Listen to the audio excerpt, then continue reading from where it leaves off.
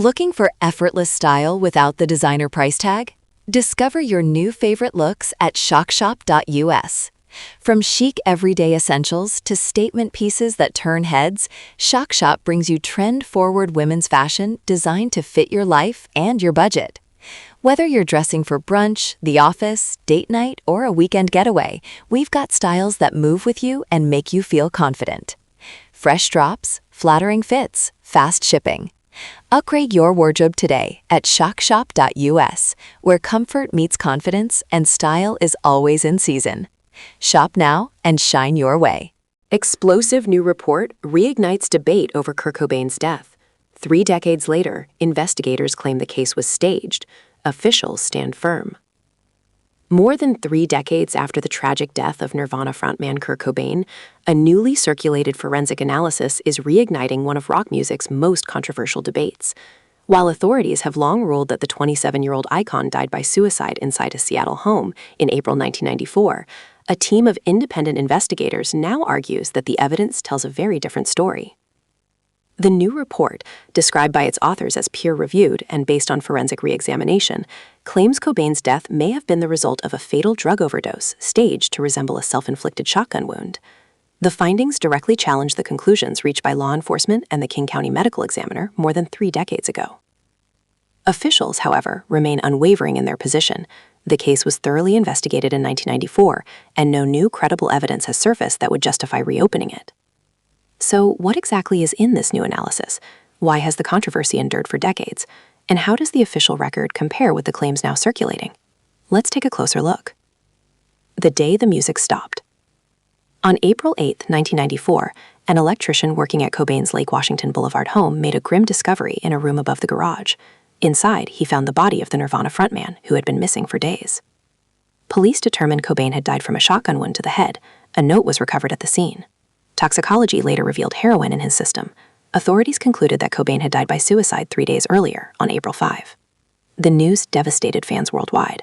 At just 27 years old, Cobain became the latest member of the so-called 27 Club, a grim list of influential artists who died at the same age, including Jimi Hendrix, Janis Joplin, and Jim Morrison. The case appeared closed, but for some, questions never disappeared. A new forensic challenge. The latest controversy centers on a report authored by a group of private investigators and forensic consultants who argue that inconsistencies in the physical and medical evidence were overlooked or misinterpreted in 1994. According to the group, toxicology findings indicated that Cobain had heroin levels significantly higher than what they consider survivable. They argue that such a concentration would likely have rendered him unconscious almost immediately, making it improbable in their view that he could have organized his belongings and then used a shotgun on himself. They also questioned the positioning of evidence at the scene, including the location of the spent shell casing relative to Cobain's body. The report suggests that the placement of certain items could indicate staging.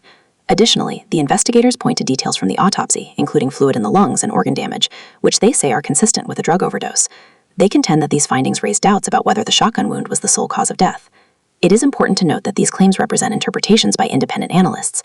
The original medical examiner's report concluded that the cause of death was a self-inflicted shotgun wound, and heroin intoxication was noted as a contributing factor, not the primary cause. Toxicology at the center of the debate. One of the most discussed aspects of the new report is the heroin concentration found in Cobain's bloodstream.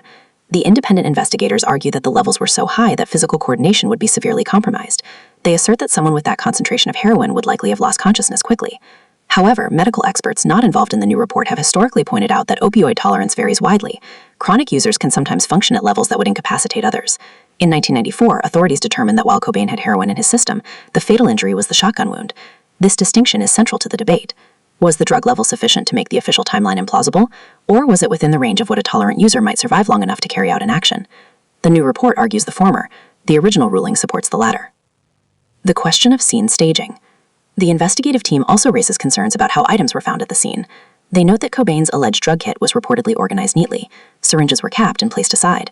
Receipts for ammunition and the shotgun were reportedly found in his possession. To some, these details appear orderly.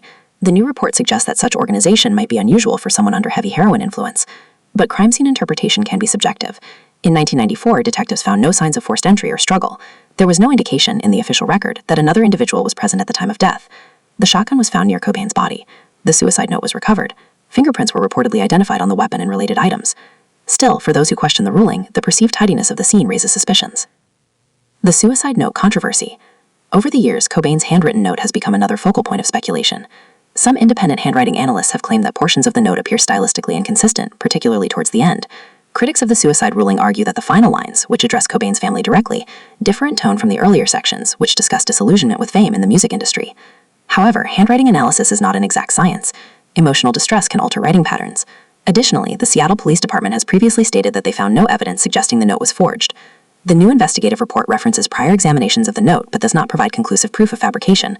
Instead, it presents the inconsistencies as part of a broader pattern of doubt. Allegations of motive.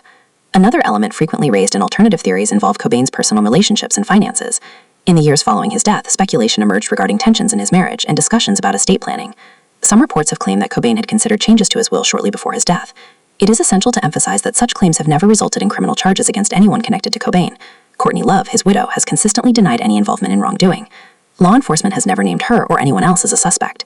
The new forensic report does not accuse a specific individual of homicide. Rather, it argues that the physical evidence warrants reconsideration of the manner of death. The official response. The King County Medical Examiner's Office has reiterated its original findings. In response to renewed media attention, a spokesperson stated that the office remains open to reviewing credible new evidence. However, officials say that nothing presented so far meets the threshold necessary to reopen it. Seattle police have also previously reviewed aspects of the case in response to public pressure. In 2014, detectives re-examined photographs and documents but affirmed that the original conclusion remained valid. For authorities, the case was thoroughly investigated. For skeptics, it was not. Why the debate endures. Kurt Cobain was more than a musician. He was the voice of a generation that felt alienated, restless, and misunderstood. Nirvana's breakthrough album, Nevermind, reshaped the music industry and catapulted alternative rock into the mainstream. His lyrics often explored pain, identity, and disillusionment. When he died, fans struggled to reconcile the public persona with the tragic ending. In cases involving cultural icons, grief can blend with disbelief. Conspiracy theories sometimes emerge not only from evidence gaps, but from emotional resistance to accepting a painful reality. The Cobain debate reflects both forensic questions and enduring cultural impact. The role of media amplification. Tabloids, documentaries, podcasts, and independent journalists have revisited the case repeatedly over the years. Each new claim, whether forensic or speculative, attracts headlines. Media coverage can amplify unresolved questions. It can also blur distinctions between verified fact and interpretation. The current report's release has reignited online discussions, with supporters arguing that justice demands reconsideration and critics cautioning against sensationalism. What would it take to reopen the case? For a death investigation to be formally reopened, authorities typically require new, verifiable evidence that was unavailable during the original inquiry. That could include newly discovered forensic material, credible witness testimony, advances in forensic technology that alter prior conclusions, demonstrable procedural errors in the original investigation. So far, officials have stated that the recent report does not meet that standard. The broader context of 1994 forensics. It is worth noting that forensic science has advanced significantly since 1994. DNA analysis, digital reconstruction, and toxicology techniques have improved. Some critics argue that cases from that era should be revisited with modern tools. Others maintain that not every controversial case warrants reopening absent compelling evidence. The legacy overshadowed by controversy. While debate continues, Kurt Cobain's artistic legacy remains intact. Nirvana's influence can still be heard in modern rock and alternative music. Cobain's songwriting, raw vocal delivery, and cultural commentary continue to resonate with new generations. For some fans, the persistent murder theory detracts from his artistry. For others, it represents a quest for truth. A case that refuses to fade. 3 decades later, Kurt Cobain's death remains one of the most discussed events in music history. The new forensic report adds another chapter to a story that has never fully settled in the public imagination. Authorities stand by their ruling, independent investigators stand by their doubts. Until concrete new evidence emerges, if it ever does, the official conclusion remains unchanged. Kurt Cobain died by suicide on April 5, 1994. But as long as questions linger in the minds of fans and researchers, the debate is unlikely to disappear.